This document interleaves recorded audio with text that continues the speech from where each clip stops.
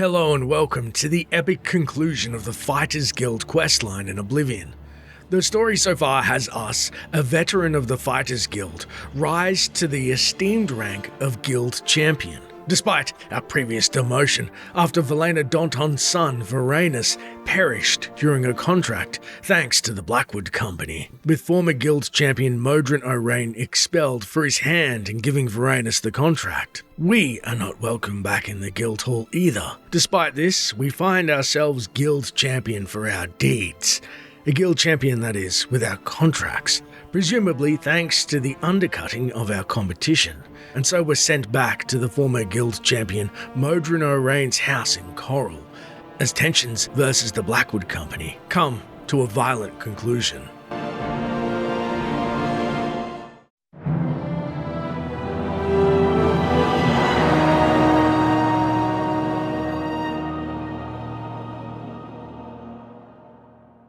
To begin the quest information gathering, we return to Coral, summoned by disgraced former Fighters Guild champion Modron O'Rain. We then find the retired mercenary pacing around his modest abode, still in his full iron gear. Let me handle this. Handle what, Modron? Well met. I thought you were gonna congratulate me in becoming the latest Fighters Guild champion. You got that look in your eye.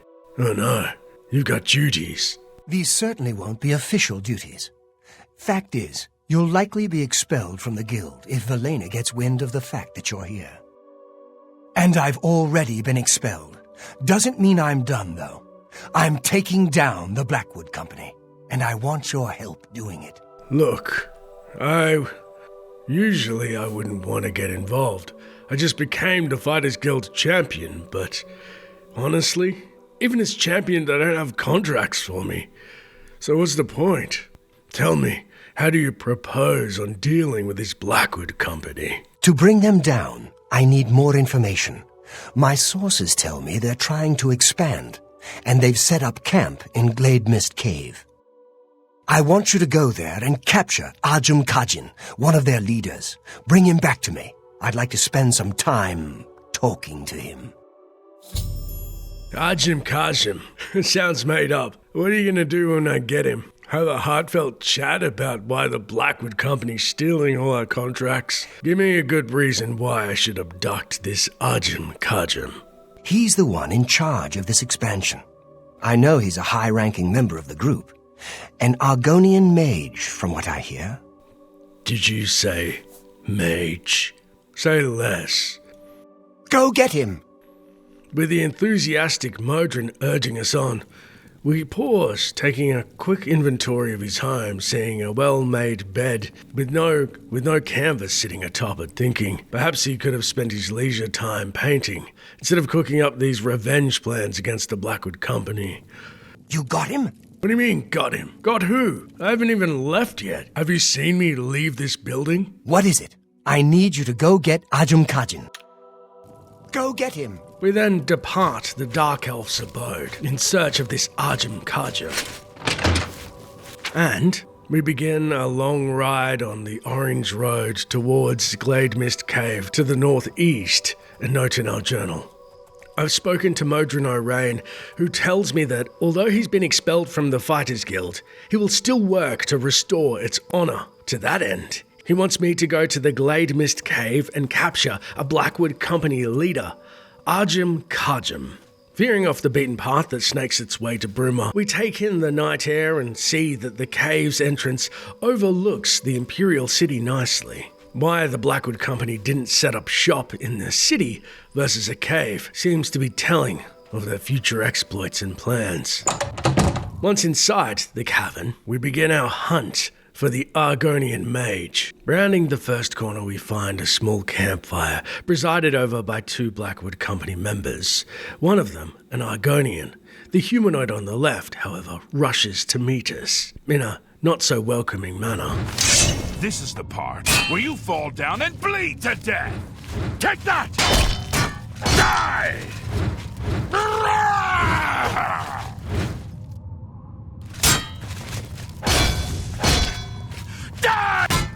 I fought mud crabs more fearsomely.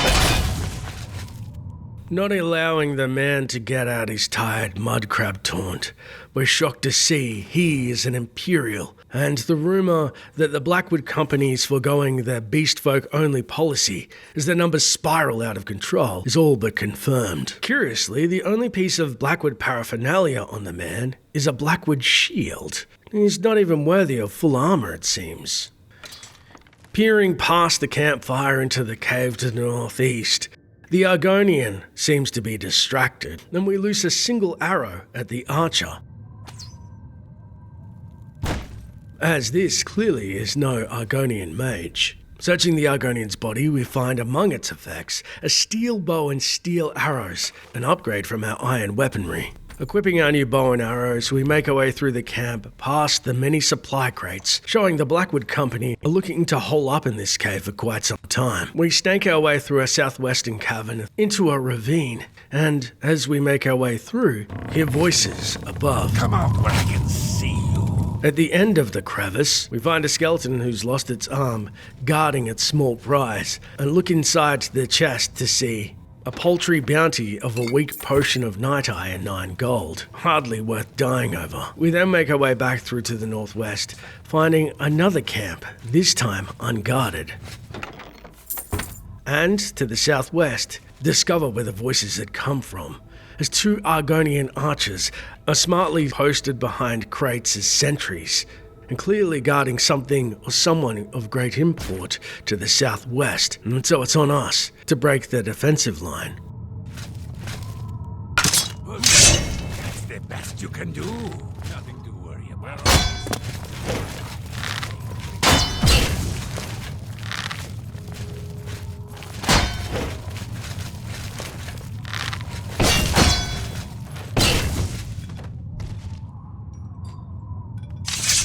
With the second Argonian falling down the small ravine, we then began to pick at the miscellaneous items they've left behind. Curiously, discovering that all Argonians thus far seem to be archers, better equipped with steel weaponry. Heading through a wooden door and skulking our way up the path to the northeast, we see 2 figures by another campsite. Again, it looks to be an Imperial.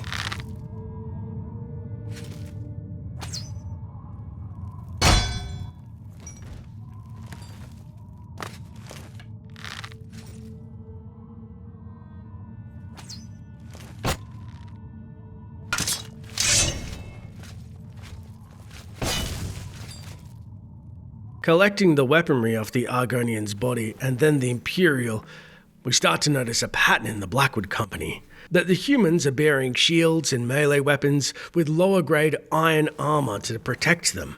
However, their Argonian counterparts all are archers, so they can stand safely behind their quote-unquote human shields and lob arrows at any enemies, a telling tactic for the Beast Folk First faction. Now, true to form, we find in the cavern to the northeast ahead, a similar duo waits in the dark. Here! Die! Am I supposed to be in... Take that. Die. Die, card.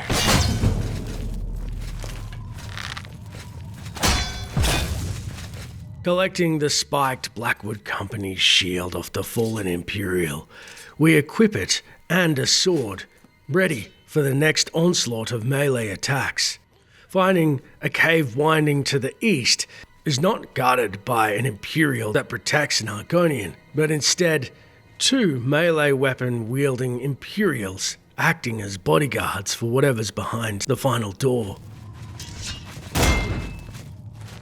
It ends here! Die!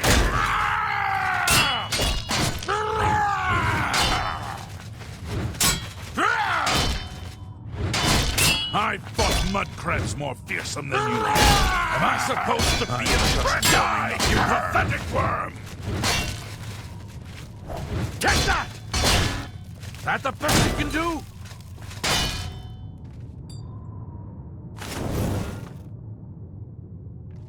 After felling the duo, we come to a disturbing realization.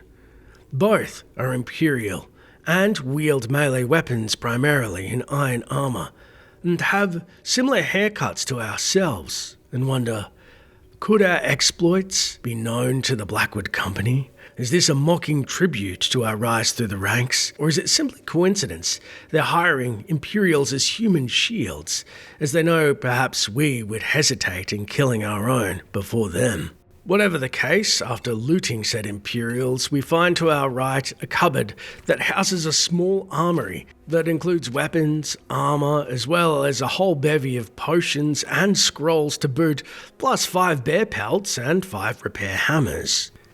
Heading through the door the Imperials were guarding to the north, we follow the winding tunnels deeper into the cavern, and a final rickety door that flings open to see an Argonian dressed in fineries. This must be the mage Arjum Kajum.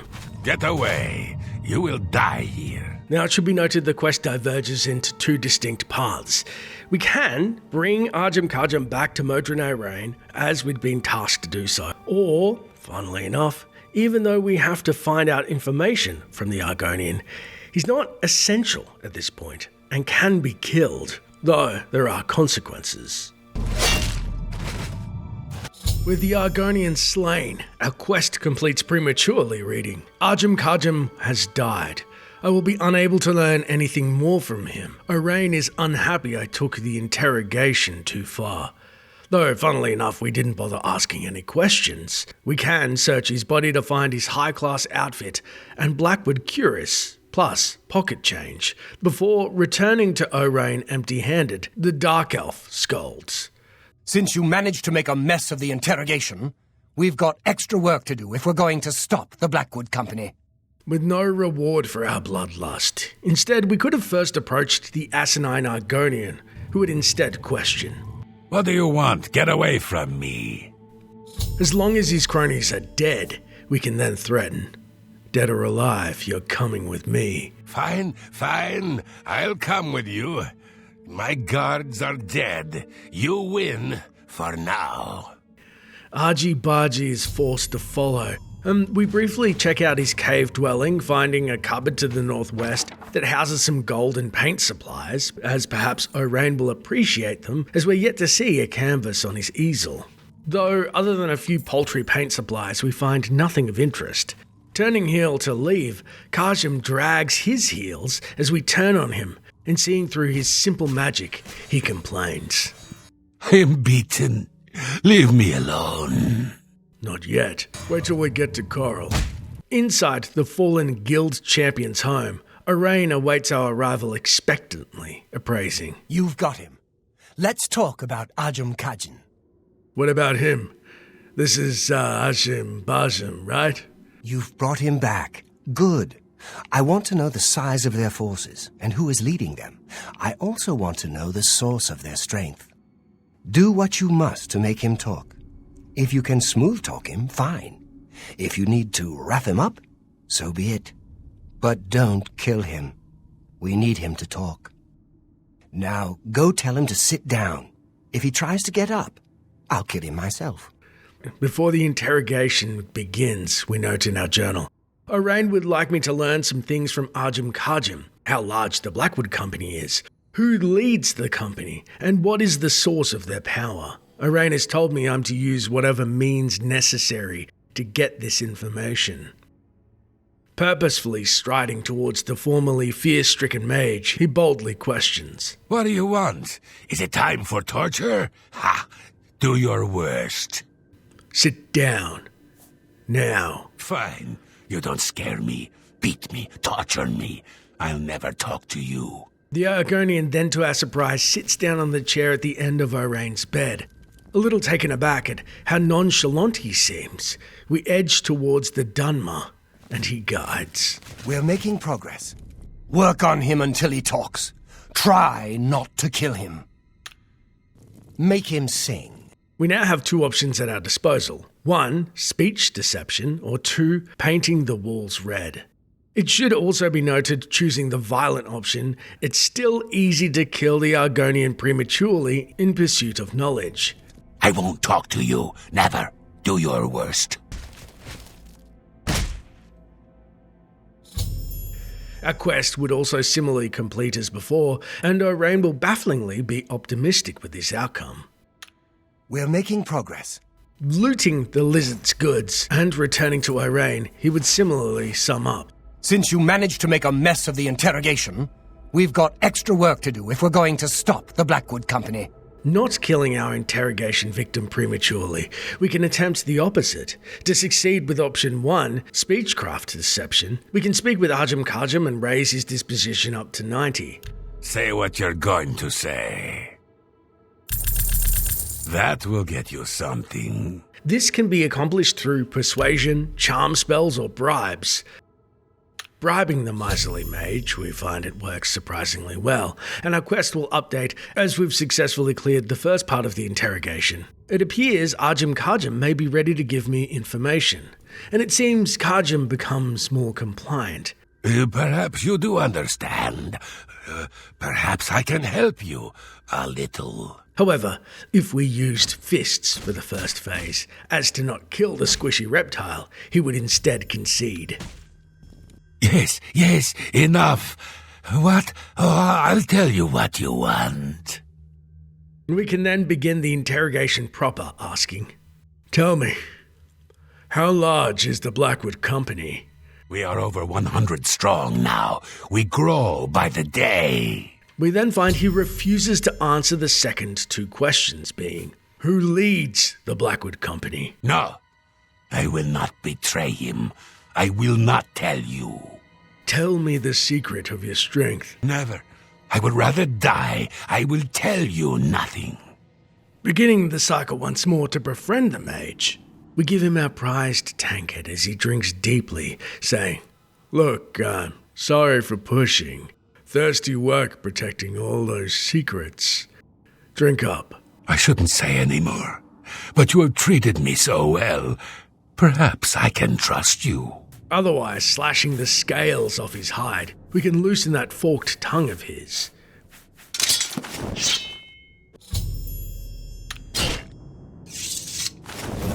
Stop, please. What is it? What more do you want? We then press, who leads the Blackwood Company? Forgive me, my master. It is Rizikar. He leads us, and he will have your head. He will kill you all. Rizikar? He couldn't lead a boat to shore. Tell me the real secret of your strength. Nothing more. I chose death. Long live the Blackwood Company. Astonishingly, the Argonian then bursts into flames, no doubt due to his treacherous magics. Flabbergasted, we note. Rather than divulge the Blackwood Company's secret, Ajum Kajum has killed himself.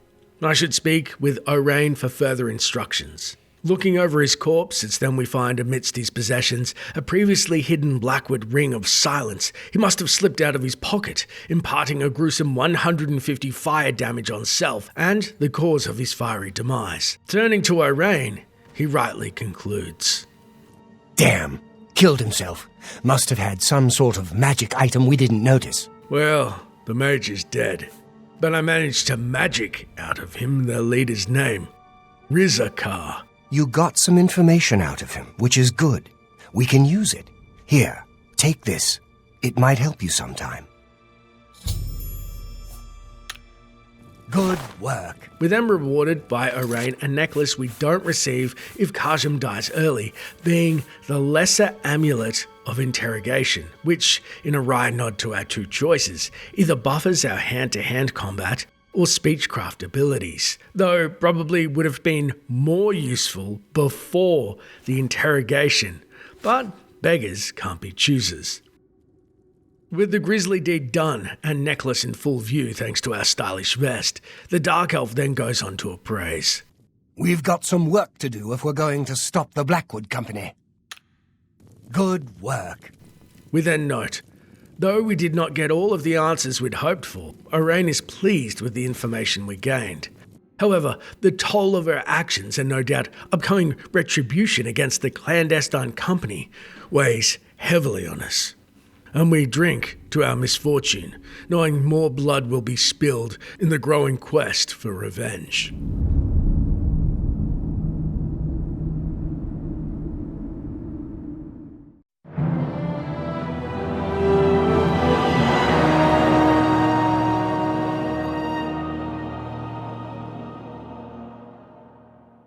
To begin the quest, Infiltration, we return to the expelled Fighters Guild champion Modron O'Rain in his private domicile, finding him presiding over the corpse of Ajim Kajim, our latest victim of torture, who took his own life when gaining information about the Blackwood Company and their assault on the Fighters Guild.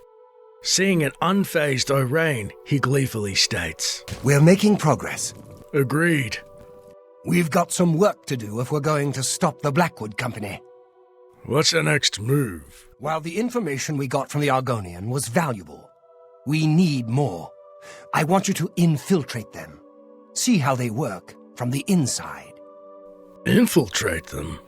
How do you expect me to do that? Put on some Blackwood armor and start purring like a cat? You can't be serious. I want you to get to Leowin and join the Blackwood Company. Find the secret of their success. You'll be on your own. Steer clear of me and all of your Fighters Guild brothers. It'll be rough going, but you can do it. Good luck.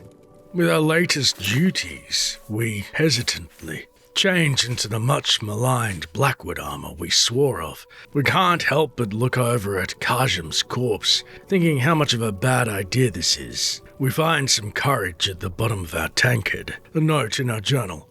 Modron O'Rain would like me to join the Blackwood Company.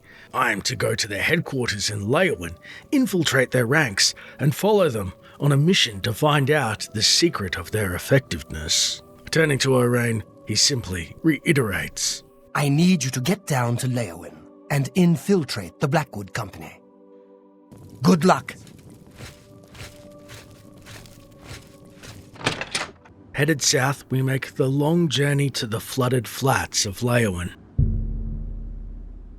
Once inside the city gates, we find the weather bristles upon our arrival, though there is an eerie calm before the storm. Bolstering ourselves before we head southeast and inside the Blackwood Company's headquarters, knowing if something goes wrong, we're on our own. However, once inside, we find we're barely acknowledged, as if wearing the armor had given us carte blanche to explore the headquarters, as the beastfolk inside convene for idle chatter. Ah, it's you. Hi. Hello. What do you think of the Khajiit jokes Darji has been telling? I've heard them. They're pretty stupid. Interrupting the conversation, we speak to the nearby Khajiit, Jaffa Zir, who introduces. Commander Jah Fasir, your servant. I am second in command of the Blackwood Company. The company provides expert jihad for selected customers. Very discreet. Having spoken to the members present previously in the mission Drunk and Disorderly, we know all about their jihad and Park Siege. Instead, we decide perhaps we can brush up on a little bit of our beastfolk accent and they may accept us more readily, saying, I wish to join the Blackwood Company. You want to join us? Another guild rat leaving the ship.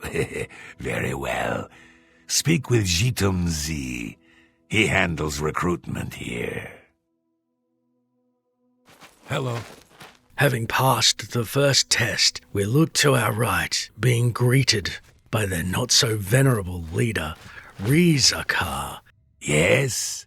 That Ajim had mentioned, knowing that we could cut his head off before the other cats and lizards could react. But our mission is infiltration, so we think better of it for now. Good day.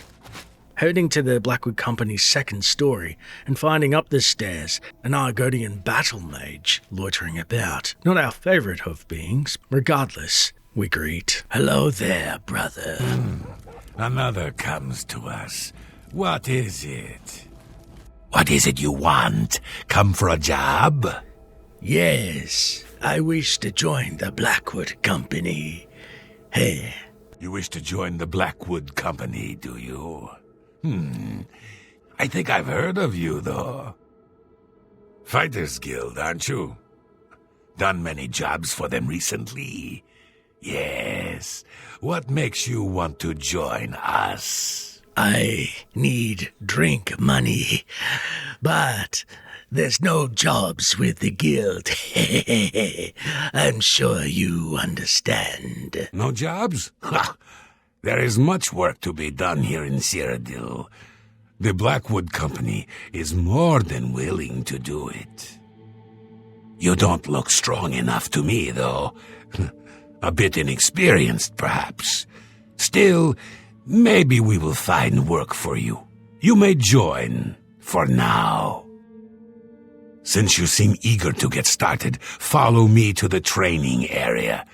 We've got the mission you might want a piece of. Astonished that we've been accepted, even for now, we note in our journal as we follow behind. I was able to join the Blackwood Company. I'm to report to the training room to prepare for an upcoming mission. We then find that the Blackwood Company's training hall is found on the first floor, behind a previously inaccessible door found in the dining hall. Once inside the training hall, we find, just down some steps to our left, a makeshift kitchen which is stocked fully, including many different wines we help ourselves to now that we are a tentative member. Looking over the nearby balcony to the east, we see far below is a training ground which 3 beings stand at the ready. Descending the stairs, we head into the training room that is behind a locked grate, and as we open the rusty door, we turn around to see there is no escape for us from this point.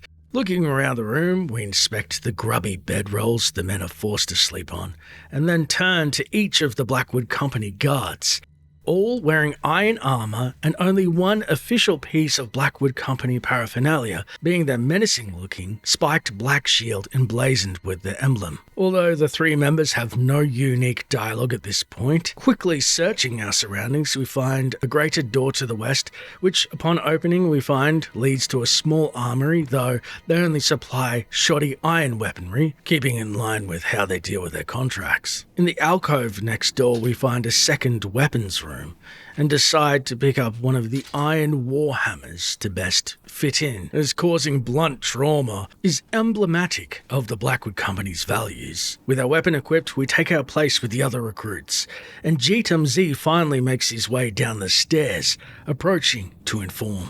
The 4 of you have a mission. The settlement of Water's Edge has contracted us to take care of some goblins in the area. Apparently, they've been giving the locals some trouble. Shouldn't be a problem for you 4, though. The 3 of you should be prepared by now. But as you see, we have a new recruit with us as well. I'll need a word with you, recruit. You'll need to be careful on this mission. Sometimes new recruits have complications. They are not used to our methods. Take this. It will increase your skills in battle. We use it often. It is a good thing. The Argonian then hands us what appears to be a potion bottle full of sticky ichor, and the smell. For the first time in our lives, we're hesitant to drink the contents of a bottle. Although, keeping up our ruse, we ask, "What is this?" This? Why, it is a gift from the swamps of Argonia. Sap of the Hist. A present from my homeland. The Hist are generous to us. So generous. It sure smells like a swamp of Argonia. I mean, you smuggle Hist sap. Isn't that, illegal? Don't be stupid. We have returned with the Hist itself. One beautiful Hist who gives her gifts to all the company. The clever mages made it possible. Magic and iron. But this is not the time to talk. You drink your gift and go with your new brothers. Jitum Zar, leaving the bottle in her hand, saunters away. Attempting to speak to him, he simply urges, Drink. It is time to go. And we're forced to drink. But first, note in our journal. The Blackwood Company has been hired by the Water's Edge settlement, which sounds familiar, to take care of some goblins that have been raiding their town. First, though, we are all to drink a potion made from the sap of a hist tree, attempting to speak to our newest comrades concerned about what we're about to imbibe. We first seek out the eerily grinning Khajiit. Drink, drink, we need to go. The dopey Argonian to his right similarly states. Come on, drink up. And finally, the Imperial, our human brother, seeing our desperation, does nothing to assuage our fears. Let's go, rookie. Drink up and we'll head out. Well, I guess if that lumpy excuse of an Imperial can take it, why can't we? And so we begin to chug the smelly sap, and it's not too bad on the way down. In fact, we don't feel anything. You know, it must be years of drinking. Oh no. Realizing what's happening all too late, the last thing we think is, I've ingested the hist sap potion. I feel a strange feeling coming over me. Before our vision fades into black and we fall into a deep, dark, dreamless sleep. We awaken, confused, outside of the Blackwood Company's basement and the city of Leon itself, somewhere upriver, noting in our journal. We've arrived at Water's Edge, which it seems has been overrun by goblins, and I've been given the order to attack. Get moving! Kill the goblins! All of them! Recognizing the town, we fall in step, determined to aid the villagers from the wretched goblins.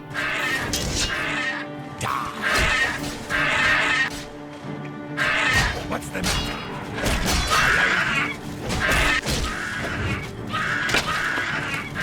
Come here.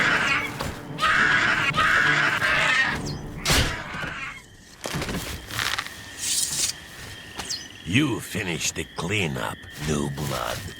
Look in the houses. Get moving so we can go home. Seemingly with the job done, he moves to leave, and we pace behind him, though he simply dismisses. I can still smell the things. Look in the houses. Returning to the barn, we wonder where the sheep are, probably slaughtered and consumed by the goblins. How long were they there before we could arrive? Pondering on this, we see the nearby Khajiit, and he also instructs. There are still goblins around. Can't you smell them? They're still here. Check the houses. Smell them? Well, the only thing we smell is hist sap. The sticky substance seems to still be clogging our nasal gland and other senses. Speaking to the final Blackwood Company member, we jog down the road south towards Leowin and find the Imperial, though he simply says, There are more around.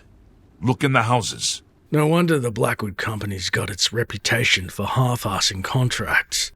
Heading back into the village by the water's edge, we head to the first residence, the most southern building that had a lovely small garden to its side, attempting to find its friendly owner, the Breton Marie Alouette, who we'd previously met and learned was in charge of tending to the sheep. Stay as long as you like.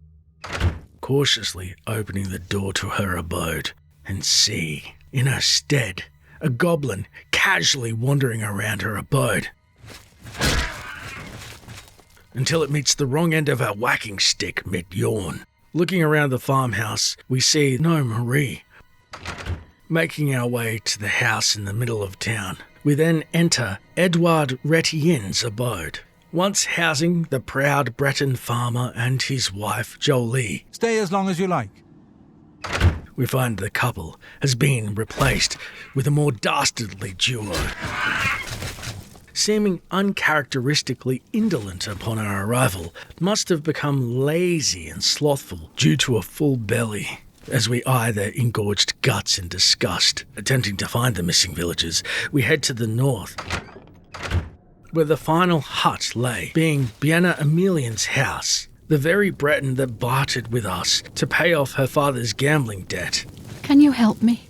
With her family's ancestral armour a ways away, in which we decided to keep said armour and pay off the loan sharks to keep her safe. steeling ourselves, we can only imagine the horrors in which we're about to see inside her abode. But instead find not poor Bienna, in which we'd feared she'd be in the cage in which she caught sheep, but instead a filthy goblin, blissfully unaware of its impending doom. We're pretty happy with ourselves that our aim is still so good, despite our warped sense of reality. That is, until again, we lose all sense of time and fall to the floor. Good. You're finally awake. I was beginning to get a bit concerned about you. Awaking in Modron O'Rain's hut with an otherworldly headache, we inquire.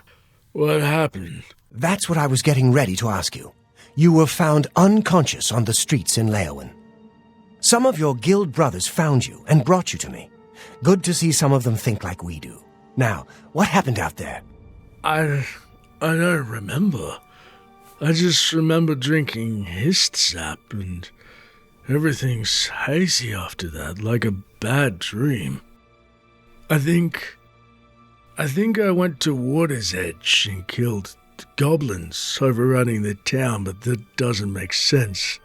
We've already done a contract there, right? They're using hist sap? And they claim to have brought a tree into Cyrodiil? Amazing! I can't imagine what the sap might do to non-Argonians. Just to pause the quest for one moment, if you're rightly wondering, what would happen if we were playing as an Argonian? Well, thanks to the wiki we learn, the hist sap will still affect you despite the fact Argonians are supposedly immune to the sap's effects. We'll soon find out why this specific hist may have different properties, but Modron will comment that he is, quote, I'm a bit surprised it affected you the way it did, given your heritage. Perhaps something's tainted it. And this sap theory is further supported by an Argonian being among the other members sent on the quest, and presumably similarly affected as we are. I'm not surprised you were found the way you were. I imagine those men have built up a tolerance to the stuff. I'm concerned about Water's Edge. I want you to go back there. Make sure the company hasn't ousted the residents. Lay low. I can't believe they gave me hist sap. That stuff is not meant to be drunk by an Imperial. Amazing. And insane. I'll look into it further. You really think I went to Water's Edge? It was a massacre by goblins. Surely not. I'm worried about those people. The Blackwood Company can't be trusted with their lives and homes. Get there and look into it. I'll wait here. With our follow-up instructions from O'Rain and a duty of care as a Fighters Guild member, we note, I've awakened from my hist sap stupor at Modron O'Rain's house. He worries that the company will have taken the settlement and moved the residents out. That does seem something that dastardly Blackwood would do. Probably left me for dead with the goblins, not expecting us to finish out the contract too. Returning to Water's Edge sometime later, semi-sober this time, we find a sight in between the buildings that is wholly unfamiliar. The bodies of the missing sheep are strewn haphazardly between the buildings towards their stable. And then we see a shock discovery. Marie Alouette, Edouard Retienne, and poor Bienna Emilian. And as we uncover her, a nearby Breton exclaims, This can't be happening. This is horrible. Sorry. Who are you? My poor Bienna. Poor, sweet Bienna. What monsters would do this? How can this have happened? Just as confused as the man, we query. How could this have happened? What happened here? I wish I knew. They're all dead, all of them. Even my poor, sweet Bienna. You're the one who helped her, aren't you? You helped her pay my debt. I heard about you. She never hurt anyone. Who could have done this? What monster would do this? It wasn't the goblins. It had to have been bandits. But why? We have nothing. Please go. I must bury our dead. Looking at her father, partially to blame with his gambling debts, still we cannot help but feel sorry for the man that we found his remaining family member, deceased. There's nothing more to say. They're all gone. Not understanding how there are no goblin corpses, but the people are there. We then have a sudden sick pang wash over us, and we keel over in pain as forbidden memories of the Hist and our actions spew forth. Understanding. I've returned to Water's Edge to a gruesome sight. Bianna Emelian's father stands over the corpses of his daughter and the rest of the settlement. There are corpses all around, not goblin corpses, as it had appeared in my Hist sap-clouded mind, but human corpses. The Blackwood Company and I slaughtered the entire population of Water's Edge. I must return to our raid immediately. As the weight of our realization begins to pull us to the earth, we trudge to the extinguished campfire by the Water's Edge, discarding all of the Blackwood Company's armor and every single piece of booze, liquor, and intoxicant in our person. Although we do not don Varanus Danton's steel armor to bolster ourselves for the fight ahead, instead, we equip the ornate Emelian ceremonial armor, though this time we shall never remove it until the Blackwood Company lays in ruins by our hand, imbibing it partially to blame for our circumstances. Back in Modron's house in Coral, the Dark Elf questions. Well, what did you find at Water's Edge? The entire town was slaughtered. I and the Blackwood Company were responsible because of the Hist. I don't know why or how, but it's my fault. No. The entire town. I realize you must be disgusted with yourself. I'm sorry for that. It was the Hist sap, though, not you. We now know the threat this group poses, perhaps better than they themselves know it. We must take decisive action now. We've got to stop them. With our actions laid bare, our quest finally concludes. Orain was deeply troubled by what I told him, but realizes there was little I could have done to prevent it. He believes it is time to end the Blackwood Company forever. A sentiment we wholeheartedly stand by.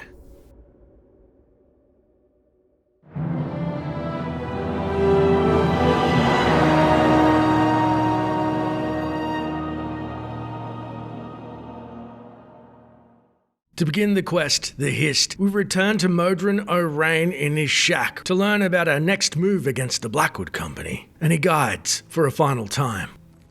Well, it is time for decisive action. I have one more duty for you to perform. Straight to the point. I like it. What's my duty? It is clear to me what must be done. The Hist tree must be destroyed. The Hist tree? Where am I going to find that filthy sap-spewing abomination? This tree is the source of our problems.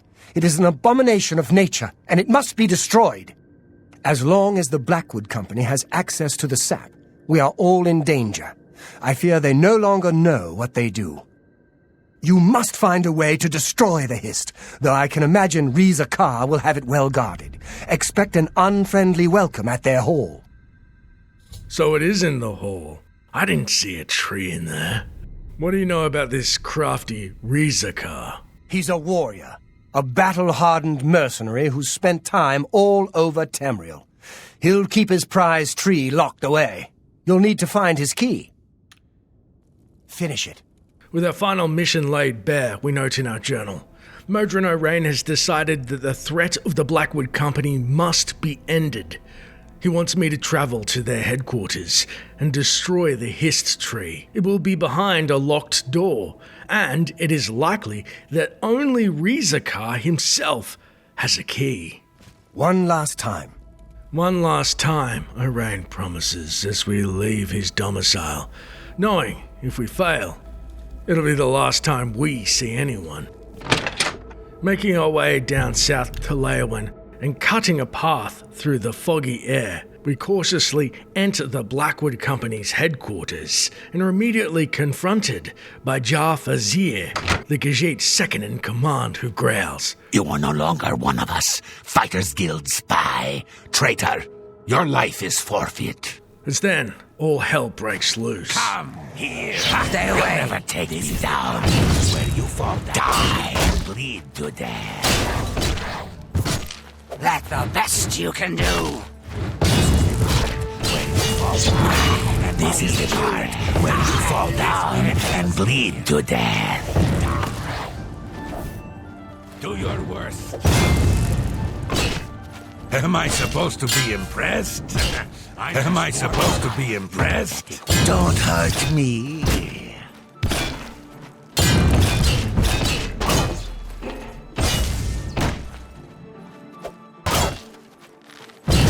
This ends here. That's it. You come here.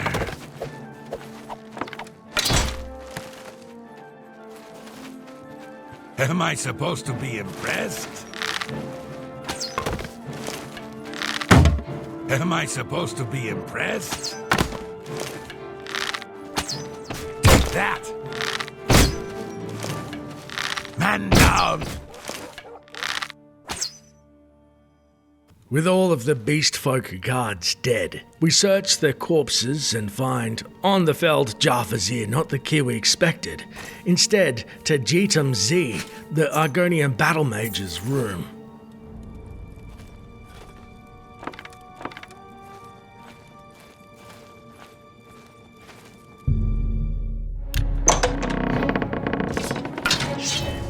Doc, what's the matter? Getting tired?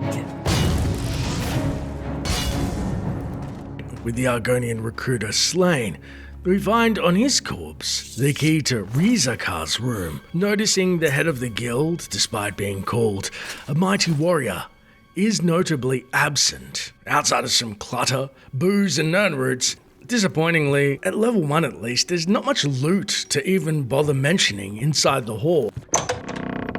And thus we shall focus on our critical main objective: find and destroy the Hist. Stalking up the stairs to the 3rd floor, we're ambushed by the crafty cat.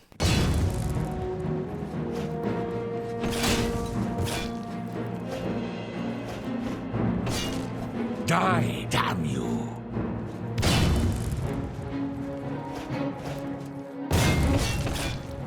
Do your worst. That's the best you can do. With the Blackwood Company's members all felled, we note, I've killed Rizakar. I should get the basement key from his corpse, lifting the vile armor of his body. We find by the fallen Argonian guard Gil's corpse the large double door that no doubt guards the secrets of the Blackwood Company behind it, noting a terrible stench intermingled with the burning as we step inside.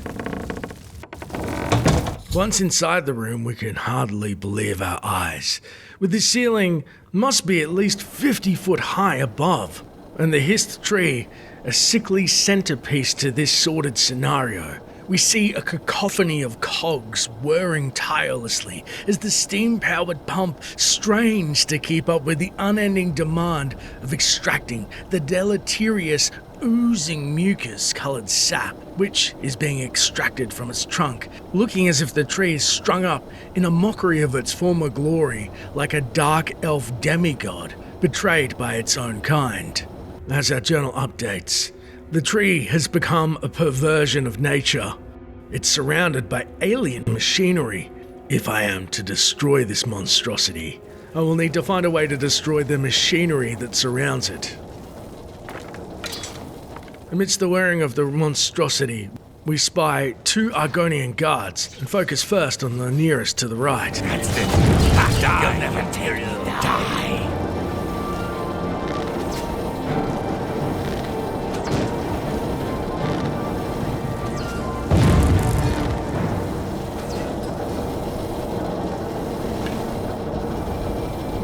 With both guards dead, we look around at our options in destroying the tree, inspecting thoroughly how it works, seeing sap leached from its trunk and into pipes around the room. Lining the outskirts of the room, we see many vats full of the vile liquid, as well as Hist sap bottles that are empty where they collect said sap for distribution. and by the southern wall we find pipes that are steam-powered. Following them, we see they lead to a boiler in the western side of the room that hungrily is fed copious amounts of wood to keep it burning. It's then we're given an idea. Turning just behind us, we find loose pipes are set on the ground on the table. Picking one up, we head to the nearby sap pump. Seeing its sizable cogs exposed, we shove the pipe in between them, and the cogs, with no way to spin, begin to fight against the motor, and the entire machine spews out smoke and is set alight. Not done without sabotage, doing the same for the sap pump on the opposite side of the room. The tree becomes engulfed in the flames, and we find the sap popping and boiling is an excellent accelerant. We then hurriedly note in our journal, I've destroyed the machinery surrounding the hist tree, and the tree was destroyed in the process. I should return to O'Rain. Exiting the room, we catch a little bit of flame on our back. Realizing we need to expedite our exit, we fling open the doors and are confronted by the last person we expected to see.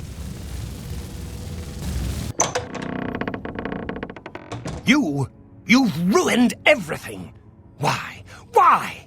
I had a job. I had a home. You've taken it all.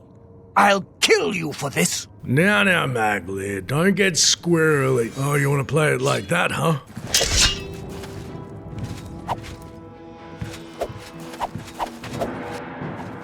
Take that! You're pathetic! What's the... That's the best you can do? Die, Imperial, die! What's the matter? Getting tired?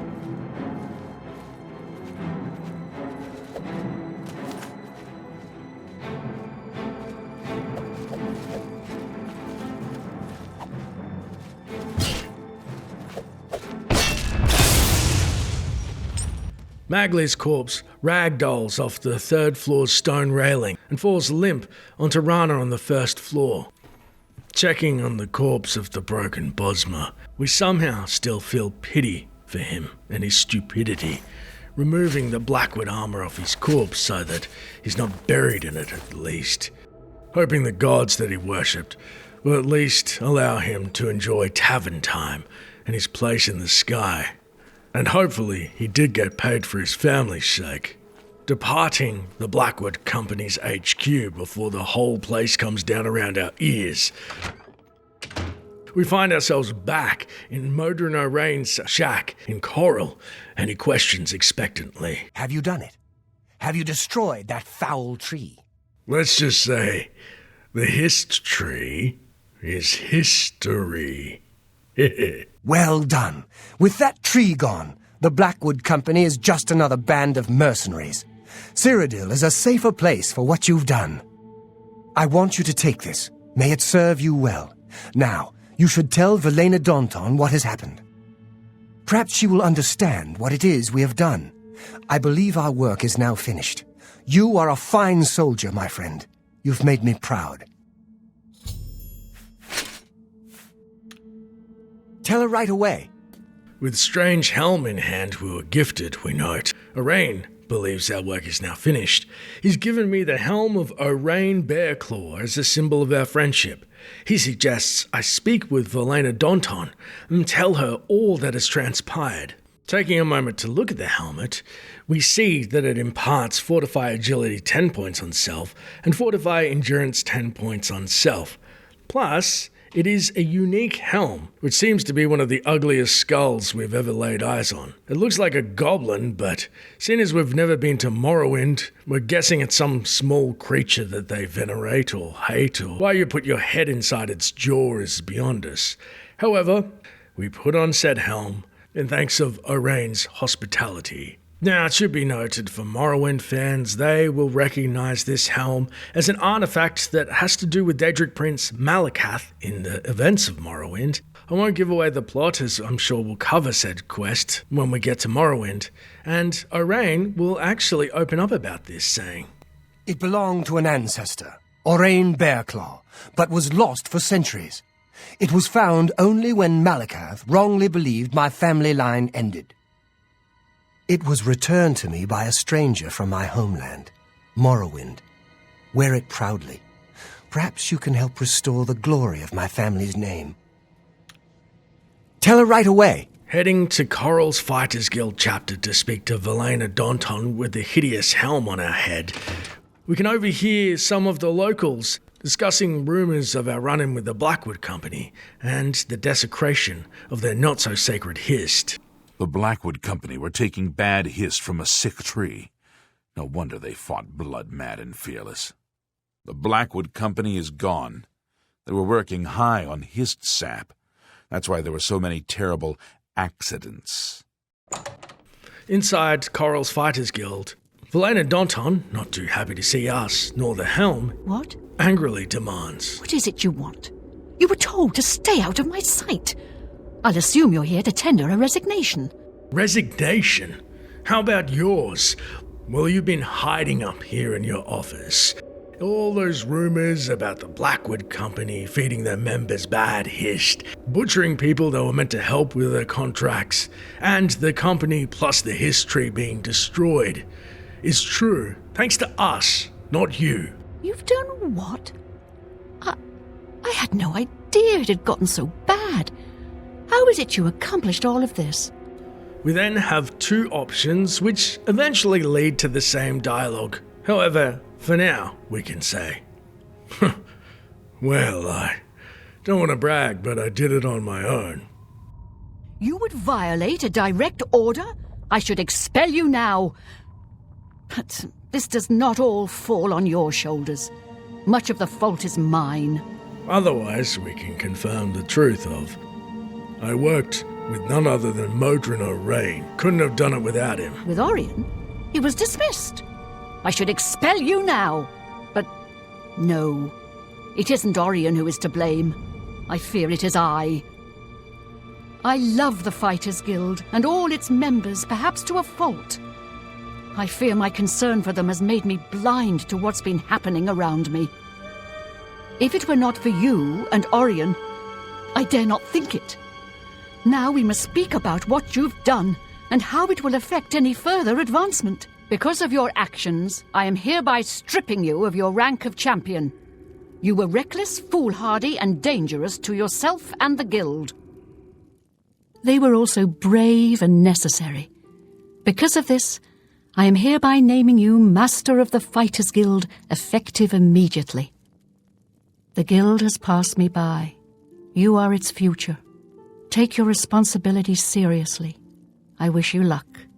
You still have many duties to perform. In utter disbelief, we question. I'm the leader. What do you expect me to do? All I do is ask, what are my duties? What are my duties? Your first duty should be to name your second in command. I can think of no one better for this job than Modron Orion. Should he accept the position, you would be well served. Rely on his wisdom and experience more than I did, my friend. Good luck.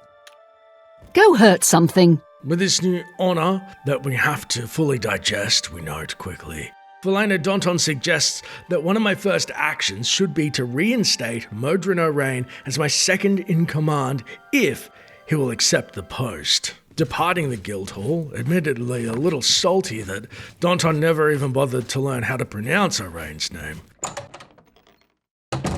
We find the Dark Elf quietly meandering about his abode and see him stare off at something in the distance. Taking a look what happened? at his handiwork, we're more shocked at this revelation than being named guild leader. As we see, O'Rain has finally taken up painting, no doubt thanks to the paintbrushes we lifted off one Arjum Kajum back in his lair, seeing the Argonian that we had previously tortured depicted in said picture, tied to a chair, looking pretty bleak about his situation. Though not on fire, O'Rain then proudly displays his hand in all of the sordid affair, as he's crudely depicted holding a sword in hand and stabbing Arjum Kajum, with his trademark mohawk smudged onto the painting and a smile plastered on his face that we shall never forget to the end of our days. Speaking to the proud painter. So, what happened? Grin plastered on his face. He questions. Did you speak with Valena? How did she react? Well, she threatened to kick me out of the guild, and then when I told her what we achieved without her, well, she decided to give me an advancement. Somehow I'm guildmaster now. Ha! Made you guildmaster? Amazing! You earned it, though you'll likely muck it all up. So, what are you going to do with your newfound rank? Honestly, I couldn't have done any of this without you, Rain. Sure as hell can't run a guild by myself. I want to make you my second in command. Me? Pah! I was just getting used to being retired. You can see how good my painting is getting. I'm an old man. I've done my time. Then again, someone has to keep you in line. Make sure you don't bring the guild down around our ears. I'll do it, Guildmaster. Just come to me when you want to assign duties to the guild. I'll make sure they get done. Yes, Master. Whatever you say. With O'Rain accepting, we note, I've asked Modron O'Rain to act as my second in command. He accepted and will run day-to-day activities of the Fighters Guild in my absence. Speaking to O'Rain again, he informs. Well met. So, I don't know why I'm asking this, but what are my duties? Well, you're in charge. You won't be doing the contracts, but the Master is always paid a percentage of the Guild's monthly take. Check with me monthly to give orders for the month. I'll make it happen. If I don't hear from you, I'll follow the previous month's orders. You can find your monthly stipend in the Master's chest upstairs, along with anything we find that you might find useful. Here's the key. So, what are your first orders, Guildmaster? What's interesting here is we can pick one of 3 focuses for the month, and it does take a month before we can roll it over. Such as, focusing on recruitment, our monthly gold is 1/2 of the standard amount. However, we have a better chance of receiving random loot. Focusing on getting contracts, our monthly gold is doubled. However, we have an 11% chance of receiving a single item of random loot and 89% of receiving no items. Focusing on both equally, our monthly gold is the standard amount. We have a 21% chance of receiving a single item of random loot and 79% chance of no items. The standard monthly gold is a randomly determined amount from 0 to 990 gold, and it's not influenced by our character's level. However, for now, we think of all the times we were begging for a contract, and the members with mouths to feed. Not wanting another Maglia situation, before we recruit, we say, You better focus on getting contracts. Works for me. More contracts keep the men busy and out of trouble. It also helps bring in more gold, which benefits us all. When more men are out there completing contracts, we all make more money, including you. I'll get on it. So that's it? You've got your duties? I've got my orders for now. Check back in a month or so, and we can talk about what to do next. Yes, Master. Whatever you say. Departing O'Rain's house and heading back to the Fighters Guild Hall, we bump into the now civilian Valena Donton on the street, and she greets. Honor the guild, friend. What can I do for you? What's life like outside of the guild? I'm sure it's keeping up with the nobility and the dinner parties. I've never heard the Countess mention her husband. I believe it is something of a sore point with Lady Milona. You're in charge now. As Donton saunters inside her house, leaving us in charge, Coral becomes a buzz of rumours of the new Fighters Guild master. It may take a while, but with the Blackwood Company gone, the new master can rebuild the Fighters Guild to its former glory. Goodbye, Blackwood Company. The Fighters Guild has a new master, and Orion is back. Good riddance to the Blackwood Company, and good luck to the Fighters Guild. Making our way to our Fighters Guild Hall to run.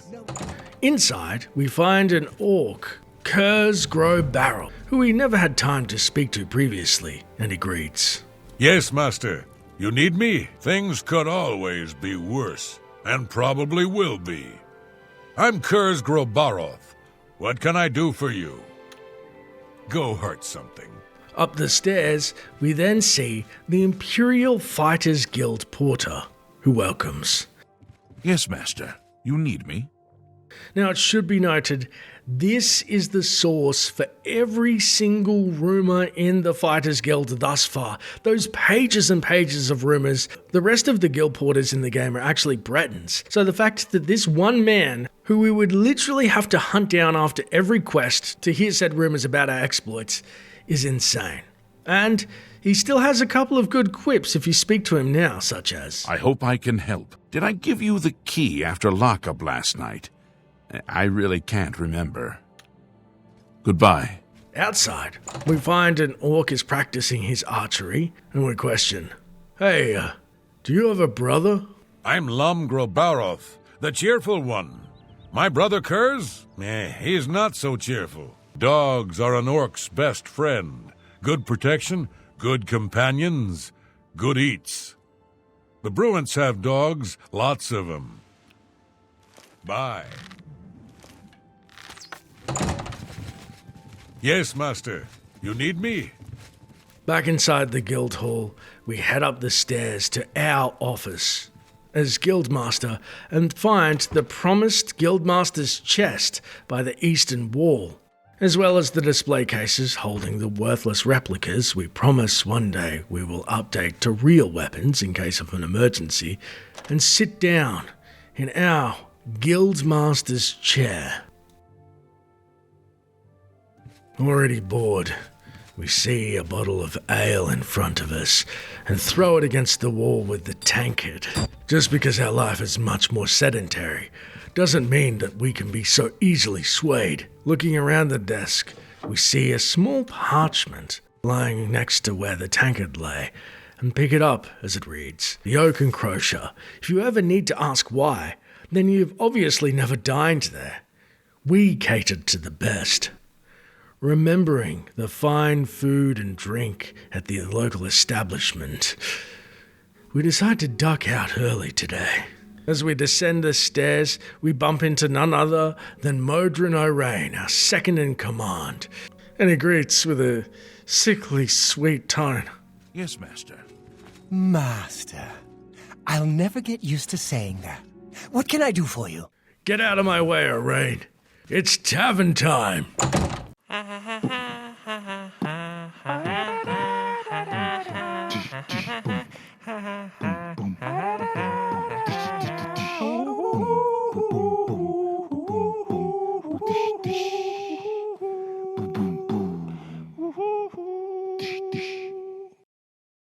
You smell of death.